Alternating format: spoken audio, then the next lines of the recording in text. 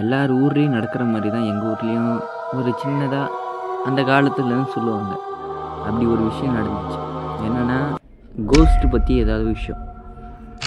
அப்போது அந்த காலத்தில் எங்கள் தாத்தா வயலில் வேலை செஞ்சுட்டு, வயல்னா நெல் வயல்னு நினச்சிக்காதீங்க, காட்டில் கொல்லி கரும்பு போட்டுருக்காங்க. எங்கள் கொல்லியில் கரும்பு போட்டு இருந்தப்போ நைட்டு தண்ணி பாய்ச்சிட்டு காலையிலலாம் முடிச்சுட்டு அண்டை வெட்டி குடிச்சிட்டு அதுமாரி ஏகப்பட்ட வேலை, விவசாயத்தை பற்றி தெரியும் இல்லையா, அதுமாரி வேலை முடிச்சுருந்தார்.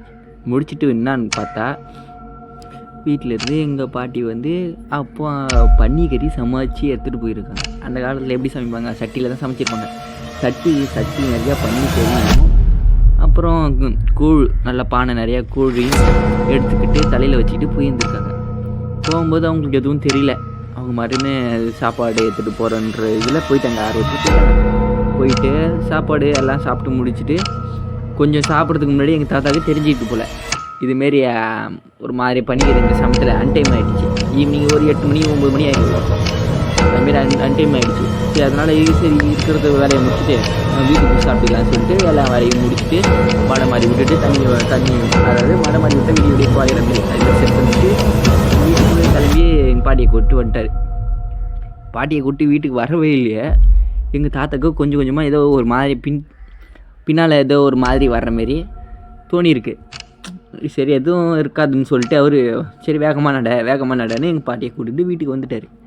வீட்டுக்கு வந்துட்டு அப்போ இருக்குது தான் தெரிஞ்சுக்குது அவருக்கு நம்மளை பின்னாலே தொடர்ந்துக்கிட்டு ஒரு அப்போது இப்போ இருக்கான்னு தெரியல. அப்போது முனின்ற மாரி ஏதோ ஒரு இல்லை ஒரு கெட்ட சத்தியம் மாரி வச்சுக்கோங்களேன், அதுமாரி வந்திருக்கு.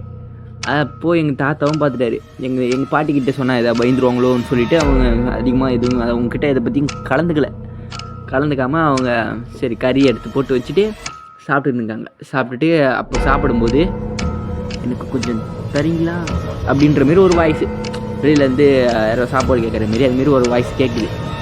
சரி, யாருன்னு எங்கள் பாட்டி கேட்கும்போது இல்லை ஒன்றும் இல்லை, நீ உட்காரு, நான் பார்க்குறேன் என்னன்னு சொல்லிட்டு சாப்பாடாக வேணும், கொஞ்சம் கையை நீட்டுன்னு சொல்லிட்டு கேட்குறாங்க. கையை உள்ளே ஒரு மாதிரியே வந்துச்சு. எங்கள் தாத்தாவுக்கு தெரியும். அது வந்து நீங்கள் நம்புறீங்களோ நம்மளையோ சொல்கிறத கேட்டுக்கோங்க. எங்கள் தாத்தாவுக்கு தெரியும் அது பேயின்னு அவருக்கு தெரிஞ்சிருக்கு போல். சரி, கொஞ்சம் கையை நீட்டுன்னு சொல்லவும் அது போதுமா ஒரு மாதிரி அஸ்கி வாய்ஸில் போதுமான்னு சொல்லியிருக்கு. எங்கள் தாத்தாவும் இல்லை கை பத்தாது, ஒன்றும் கொஞ்சம் நீட்டு, போதுமா அப்படின்ற மாரி அது ஒன்றும் கொஞ்சம் நீட்டிருக்கு. இல்லை பத்தாது, கை என்ன இது கை வரைக்கும் நல்லா நீட்டு, அள்ளி தரேன்னு சொல்லிட்டு சொல்லுவோம். நல்லா ஆர்வத்தில் நல்லா நீட்டிடுச்சு. எங்கள் தாத்தா அப்போ என்ன பண்ணார், கறியை வைக்கிற மாரி கையை வெட்டிட்டாரான். அதுக்கப்புறம் அச்சச்சோ என் கையை கொடு, எனக்கு கறியும் வேணாம் சோறும் வேணாம், என் கையை கொடுன்னு சொல்லிட்டு இருந்துச்சான். சொல்லும்போது எங்கள் தாத்தா அப்போது ஒரு சத்திய வாக்கு வாங்கினாராம்.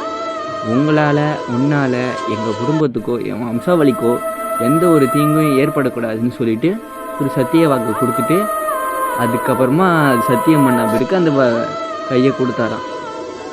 கதை உங்களுக்கு பிடிச்சிருந்துச்சுன்னா, கொஞ்சம் சிந்திக்கிற மாதிரி இருந்துச்சுன்னா ஒரு லைக் மட்டும் பண்ணிவிடுங்க, சரிங்களா?